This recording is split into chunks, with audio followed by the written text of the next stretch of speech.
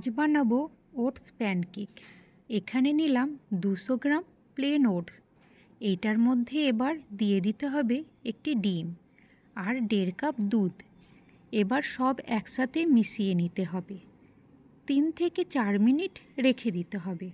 নরম হয়ে গেলে তাতে দিয়ে দেব এক এক করে ছোট 1 চা চামচ চিলি ফ্লেক্স, অরিগ্যানো, গোলমরিচ গুঁড়ো আর স্বাদ মতো নুন। আর কিছুটা দিয়ে দেব অলিভ অয়েল। অলিভ অয়েল না থাকলে অন্য তেলও দিতে পারেন, তাহলে ব্যাটারটা খুবই নরম হবে। আর লাগবে ধনেপাতা কুচি। আমি এখানে ধনেপাতাটা স্কিপ করেছি। ধনেপাতা কুচি দিলে স্বাদটা আরও ভালো হবে। সব একসাথে এবার মিশিয়ে নেব। এবার ব্যাটারটা রেডি হলে আমি এবার এটাকে বানিয়ে নেব।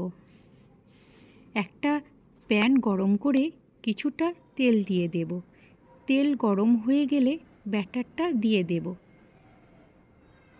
একটা সাইড হয়ে এলে কিছুক্ষণ পর উল্টে দিয়ে অন্য সাইডটা আবার করে নিতে হবে।